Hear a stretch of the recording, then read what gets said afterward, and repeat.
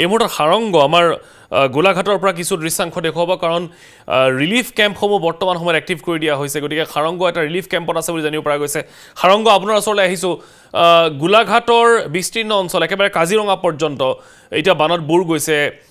বিশেষকৈ আমি নিউজত দেখুৱাইছিলোঁ যে কেনেধৰণে কাজিৰঙাৰ জীৱকুলৰ অৱস্থা নোহোৱা হৈছে পাৰলৈ ওলাই আহিবলগীয়া হৈছে আৰু মানুহখিনি যিখিনি দাঁতিকাষৰীয়া অঞ্চলৰ হওক বা গোলাঘাটৰ বিস্তীৰ্ণ অঞ্চলসমূহত বৰ্তমান কি পৰিৱেশ ৰিলিফ কেম্পত তেওঁলোকে ব্যৱস্থাখিনি পাইছেনে নাই সাৰংগ আপোনাৰ পৰা জানিম হয় ৰাজ্যত এতিয়া বানাক্ৰান্তৰ এক প্ৰকাৰ হাহাকাৰ পৰিৱেশৰ সৃষ্টি হৈছে কাৰণ চৌদিশে এতিয়া পলায়নকাৰী বানে আচলতে বহুতৰে জীৱন প্ৰণালী গঠন প্ৰণালী সলনি কৰি পেলাইছে আৰু মই বৰ্তমান উপস্থিত আছোঁ গোলাঘাটৰ বোকাখাট সমষ্টিৰ অন্তৰ্গত মহুৰা মৌজাৰ অন্তৰ্গত ৰাজহ প্ৰায় 20খনৰো অধিক ৰাজহ গাঁও ইতিমধ্যে বানৰ কবলত পৰিছে আৰু বানৰ যিসকল লোক আচলতে কবলত পৰিছে তেওঁলোকৰ আশ্ৰয়স্থল হিচাপে গোলাঘাট জিলাৰ কমাৰগাঁও উচ্চতৰ মাধ্যমিক বিদ্যালয় যি আশ্ৰয়স্থলী হিচাপে ইয়াত নিৰ্মাণ কৰা হৈছে এক আদৰ্শ আশ্ৰয়স্থলী ক'ব লাগিব পৰিৱেশটো কামচন জয়ন্ত ফুকনে দেখুৱাব মই কৈছোঁ সুন্দৰভাৱে আচলতে তেওঁলোকক যিখিনি সুবিধা দিব লাগে সুন্দৰভাৱে তেওঁলোকে জিলা প্ৰশাসন বা ইয়াৰ স্থানীয় লোকসকলে সুন্দৰভাৱে কৰি দিছে আৰু তেওঁলোকৰ যিসমূহ সামগ্ৰী বৰ্তমানলৈকে সুন্দৰভাৱে তেওঁলোকক যোগান ধৰা হৈছে আৰু কিছু মুহূৰ্তৰ আগতে আচলতে ৰাজ্যৰ মুখ্যমন্ত্ৰীগৰাকীয়ে আহি তেওঁলোকৰ লগত বাৰ্তালাপ কৰিছে তেওঁলোকে যাতে কোনো সমস্যাৰ সন্মুখীন হ'ব নালাগে তাৰ বাবে জিলা প্ৰশাসনৰ লগত তেওঁলোকে বাৰ্তালাপ কৰিছে আৰু ইয়াৰ গোটেই পৰিৱেশটো আচলতে ৰাজ্যৰ মুখ্যমন্ত্ৰীগৰাকীয়ে বুজ লোৱা আমি দেখিবলৈ পাইছোঁ যিহেতু বোকাখাট সমষ্টিৰ অন্তৰ্গত মৰঙী মহুৰা মৌজাৰ প্ৰায় 20খনৰো অধিক ৰাজহ গাঁও আচলতে বানৰ কবলত আছে আৰু এই মহুৰা মৌজাৰ অন্তৰ্গত এইসকল লোক আৰু সকলোৱে আহি পেলাই আচলতে ইয়াত কমাৰগাঁও উচ্চতৰ মাধ্যমিক বিদ্যালয়ৰ যি বানাক্ৰান্তৰ আশ্ৰয় শিবিৰ তেওঁলোকে প্ৰতিষ্ঠা কৰিছে ইয়াতে আচলতে সুন্দৰভাৱে তেওঁলোকে আছে আমি তেওঁলোকৰ পৰা কিছু ভাষ্য ল'বলৈ চেষ্টা কৰিম বাইদেউ আপোনালোকৰ যিহেতু বানত যথেষ্ট ক্ষতিসাধন হৈছে আপোনালোকৰ ঘৰ বানত ডুবি গৈছে যাৰ ফলত আপোনালোক ইয়াত আশ্ৰয় ল'ব লগা হৈছে কিমান কি অনিষ্ট হৈছে আপোনালোকৰ গাঁওসমূহত আমাৰ গাহৰি উতুই গৈছে গৰু উতুই গৈছে মানুহৰ অৱস্থা পাতি বেয়া হৈ গৈছে কালি যিটো পানী আহিছিলে মানুহ কান্দি অন্ত নোপোৱা নিচিনা লাগিছিলে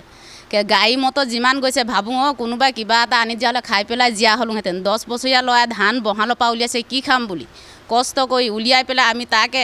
আজি যেতিয়া সেইবোৰত চকু পানী টুকিয়ে থাকিলোঁ এতিয়া যিটো ইয়ালৈ আহিলোঁ খাদ্যটো দিয়াৰ লগে লগে বহুত হাঙনো উঠিছে দুখটো পাহৰি পেলাই এইবোৰত ইমান ভালকৈ খাদ্যটো লাগিলে এমাহ দিন থাকিবলৈ ক'লে এমাহে থাকিম সেইটোকে কৈ মই সামৰিছোঁ ইয়াত শিশুসকলো আছে বা বৃদ্ধ লোকো আছে চবৰে ব্যৱস্থা গ্ৰহণ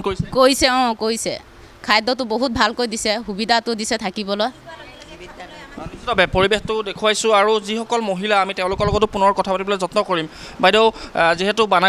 বানত আপোনালোকৰ যথেষ্ট ক্ষতিসাধন কৰিছে ইয়াতে আমি দেখিছোঁ সুন্দৰভাৱে ব্যৱস্থা গ্ৰহণ কৰিছে বিদ্যালয় কৰ্তৃপক্ষ জিলা প্ৰশাসন বা স্থানীয় লোকসকলেও সহযোগ কৰিছে বাৰু আমি এতিয়া ইয়ালৈ আহি পোৱাৰ লগে লগে আমাক খাবলৈও দিছে উঠনি ৰাতিপুৱাই গৈছিলে হেৰি ব্ৰহ্মপুত্ৰ প্ৰাগ নিউজ ঈশান নিউজ মই হেৰি কৰিছোঁ পাইছে আপোনালোকে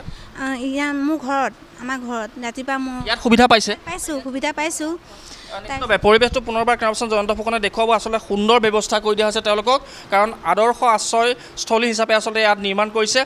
লোক আছে স্থানীয় লোক আছে আৰু ইয়াৰ তদাৰকৰ দায়িত্বত থকা এইখন বিদ্যালয়ৰ প্ৰধান শিক্ষকগৰাকী আছে আমি তেওঁৰ পৰা জানিবলৈ চেষ্টা কৰিম আপোনাৰ ওচৰলৈ আহিছোঁ যিহেতু কিছু মুহূৰ্তৰ পূৰ্বে আচলতে ৰাজ্যৰ মুখ্যমন্ত্ৰীগৰাকীয়ে ইয়াত পৰিদৰ্শন কৰি ইয়াৰ যিসমূহ সুবিধা আচলতে সুবিধাসমূহ তেওঁলোকক প্ৰদান কৰিছে বা তেওঁলোকৰ লগত বাৰ্তালাপ কৰিছে ব্যৱস্থাসমূহ গ্ৰহণ কৰিছে আপোনালোকেও এই মুহূৰ্তলৈকে এই নিশা পৰ্যন্ত আপোনালোক ইয়াতে থাকি আচলতে সকলোকে সহায় কৰিছে কি ক'ব হয় সমগ্ৰ অসম ধৰি যি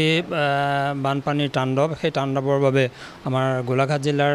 মহুৰা মৌজাৰ বহুতো অঞ্চল প্লাবিত হৈছে আৰু আপোনালোকে জানে যে বংকুৱালৰ এটা মাথাউৰি ইতিমধ্যে এই বাঢ়নী পানীত ভাগিছে আৰু সেই অঞ্চলৰ বহু লোক প্ৰায় 20খনৰ অধিক বানাক্ৰান্ত লোক আমাৰ এই বিদ্যালয়ত প্ৰতিষ্ঠা কৰা আদৰ্শ যি বানপীড়িত সাহায্য শিবিৰ এই স্থানলৈ তেখেতসকল আহিছে আমাৰ ইয়াত আজি প্ৰায় 47গৰাকী বানাক্ৰান্ত ইয়াত আশ্ৰয় লৈছে ইয়াৰ ভিতৰতে শিশু আছে এই শিবিৰত প্ৰায় 23গৰাকী এডোলেচেণ্ট গাৰ্ল আছে 5গৰাকী আৰু আমাৰ প্ৰায় 2গৰাকী 60ৰ ঊৰ্ধ্বৰ ব্যক্তিও আমাৰ ইয়াত আশ্ৰয় লৈ আছে আজি অসমৰ মাননীয় মুখ্যমন্ত্ৰী ডক্টৰ হিমন্ত বিশ্ব শৰ্মা ডাঙৰীয়াই আমাৰ এই শিবিৰত তেখেতে পৰিদৰ্শন কৰিছে আৰু গোটেই কথাখিনি ব্যৱস্থাপনাৰ খা খবৰ লৈছে বানাক্ৰান্তসকলৰ খবৰ লৈছে আৰু ইয়াত প্ৰশাসনৰ তৰফৰ পৰা সুন্দৰভাৱে ব্যৱস্থা তেখেতসকলে কৰি দিছে স্বাস্থ্যৰ দিশতে হওক বা খোৱা পানী বা আপোনাৰ ইয়াত থকাৰ মেলাৰ খোৱা বোৱা ইত্যাদি সকলোতে তেখেতসকলে সুন্দৰ ব্যৱস্থা কৰিছে ঠিক আছে মই ধন্যবাদ জ্ঞাপন কৰিছোঁ মই খাৰংগক ধন্যবাদ জ্ঞাপন কৰিছোঁ